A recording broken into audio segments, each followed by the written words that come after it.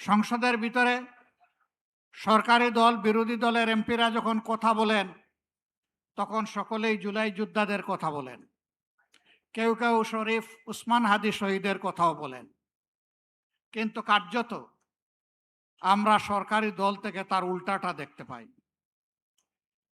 দুইটা ভোট একসাথে হলো, একটা ভোটের রায় তাদের পক্ষে গেল, মেনে নিলেন। তারা দাবি করেন 51% মানুষ তাদেরকে ভোট দিয়েছে। আরেকটা ভোটে জনগণ 70% গণভোটে হা বলেছে। তারা 51% মানেন, কিন্তু 70% মানেন না। এটা লজ্জার, এটা দুঃখের। ওই 70%-এর রায় যেদিন বাস্তবায়ন হবে, বাংলাদেশ থেকে সত্যিকার অর্থে সেদিনই স্বৈরতন্ত্র বা ফ্যাসিবাদ বিদায় নেবে। বিএনপি প্রত্যেকটি বিষয়ে পতিত, পালিয়ে যাওয়া ফ্যাসিবাদের রাস্তা ধরে হাঁটা শুরু করেছে। আমরা একসাথে মজলুম ছিলাম। বিনয়ের সাথে বলতে চাই, হাজার চেষ্টা করেন ওই আওয়ামী লীগ হতে পারবেন না, দুর্বল আওয়ামী লীগ হতে পারবেন। সেই আওয়ামী লীগ যারা জাতিকে নিয়ে, বিরোধী দলকে নিয়ে ব্যঙ্গ বিদ্রুপ করত, আজকে তারা কোথায়? আপনারা একই কাজ শুরু করেছেন। যে আওয়ামী লীগ তাদের পুষ্য লাঠিয়ালদেরকে দিয়ে সমাজের বিভিন্ন জায়গায় কর্তৃত্ব কায়েম করেছিল, সেই আওয়ামী লীগের পাশে তাদের দুঃখের দিনে কোনো লাঠিয়াল এসে দাঁড়াতে পারেনি। আফসোসের বিষয়, রাষ্ট্রের মৌলিক যে সমস্ত জায়গায় পরিবর্তন দরকার, সুশাসন কায়েমের জন্য, সত্যিকারের স্বাধীনতার স্বাদ জনগণকে দেওয়ার জন্য, প্রত্যেকটি বিষয়ে বিএনপি বিরোধিতা করে চলছে।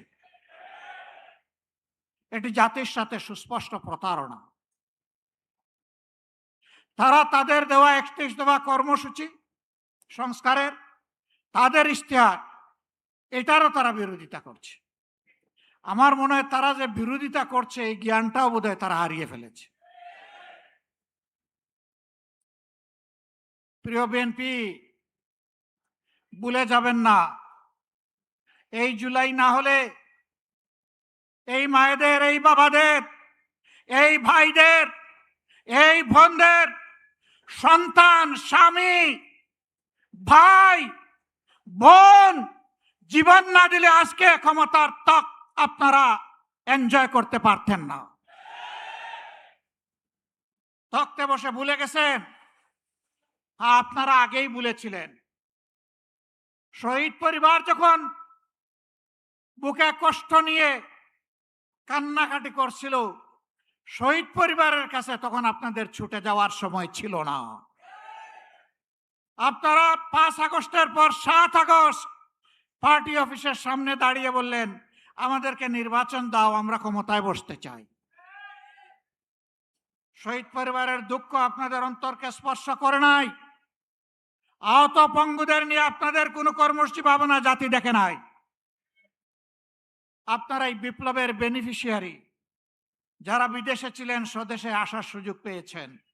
এই বিপ্লব না হলে আপনারা বোধহয় কল্পনাও করতেন না দেশে ফিরে আসার। আমার সম্মানিত জেলের সহকর্মী, পার্টনার আল্লামা মামুনুল হক বলেছেন, বিএনপির শীর্ষ নেতারা জেলে ছিলেন, একসাথেই ছিলাম। তারা হতাশা ব্যক্ত করে বলতেন, 41-এর আগে হাসিনা এবং আওয়ামী লীগকে ক্ষমতা থেকে সরানো সম্ভব নয়। 24-এর অভ্যুত্থানের পরে 8 তারিখ যখন বঙ্গভবনে শপথ নিলেন উপদেষ্টারা, বিএনপির বাংলাদেশে উপস্থিত সর্বোচ্চ পর্যায়ের একজন নেতা আর আমি পাশাপাশি ছিলাম। উনি আমারে জিজ্ঞেস করলেন, এটা কি হলো? আমি কিছু না বলে আসমানের দিকে আমার এই আঙ্গুলটা উঠালাম। তিনি বললেন, আসলেই এটা খোদাই দান, এটাই মিরাকল। সেই খোদাই দান ভুলে গেলেন?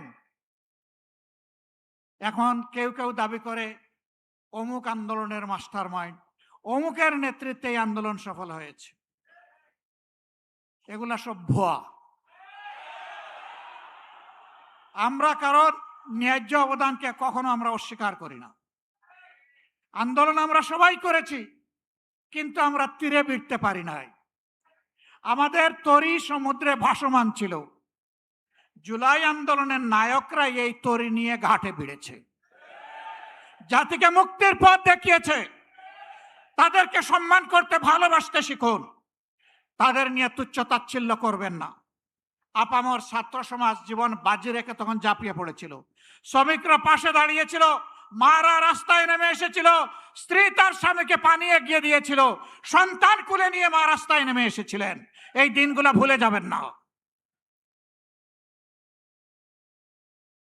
সংগ্রামী ভাই বোনেরা, আমরা এখানে আগামী দিনের আন্দোলনে শরিক হওয়ার জন্য দাওয়াত দিয়ে আপনাদেরকে এখানে আনি নাই। আমরা এনেছি কৈফিয়ত দিতে। আপনাদের প্রত্যেক ব্যক্তি এবং পরিবারের কাছে আমাদের দায়বদ্ধতা আছে। আপনাদের কারণেই আজকে আমাদের এই রাজনীতি, এই সংসদে যাওয়া, এই নির্বাচনে অংশগ্রহণ করা। আমরা কি পারলাম কি পারলাম না তা আপনাদের জানার অধিকার আছে। সংসদে আমরা প্রথম দিনে দাবি তুলেছি, আমরা শপথ নিয়েছি। তারা শপথ নেন নাই। জাতির সাথে দেওয়া ওয়াদা ভঙ্গ করে জাতির সাথে তারা প্রতারণা করেছে। এরপরে যখন জাতিকে প্রতারিত করা হয়েছে, আমরা নোটিশ দিয়ে আলোচনার ব্যবস্থা করেছি, তারা তার বিরোধিতা করেছেন। যে আইনগুলো সংশোধন না হলে, যে অধ্যাদেশ বাস্তবায়ন না হলে ফ্যাসিবাদী শাসনের পরিবর্তন হবে না, সেই সবগুলা আগের মতো, আগে স্বৈরাচারী সরকারের মতো রাখার পক্ষে তারা অবস্থান নিয়েছে। আমরা বিএনপিকে পরিষ্কার বলে দিচ্ছি, আমরা দেখতে পাচ্ছি সম্প্রতি কয়েকদিন ধরে বিভিন্ন জায়গায় জায়গায় শিক্ষা প্রতিষ্ঠানে, ঢাকা বিশ্ববিদ্যালয়ে, এমনকি এখান থেকে মাত্র কয়েক গজ দূরে মানুষের আশ্রয়ের জায়গা, আইনের আশ্রয়ের জায়গা থানা, সেই থানার ভিতরে ঢুকে দুঃখজনকভাবে ডাকসুর নির্বাচিত প্রতিনিধিদের উপরে হামলা করা হয়েছে। বার্তা পরিষ্কার। যেদিন তারা গণভোটের রায় অস্বীকার করেছেন, আমি বলেছিলাম বিএনপি আজকে থেকে ফ্যাসিবাদের পথে যাত্রা শুরু করলো। এইটা ফ্যাসিবাদ। গতকাল আপনারা দেখেছেন নেত্রকোনায় জাতীয় সংসদের নির্বাচিত সদস্য, বাংলাদেশ জামাতে ইসলামীর প্রতিনিধিত্বকারী, জনগণের প্রতিনিধিত্বকারী অধ্যাপক মাসুম মোস্তফার উপরে হামলা করা হয়েছে, গাড়ি ভাঙচুর করা হয়েছে, তার সহযোদ্ধা সহযোগীদেরকে নাজেহাল করা হয়েছে। এটা কোন বাংলাদেশ? এই বাংলাদেশকে আপনারা চেয়েছিলেন?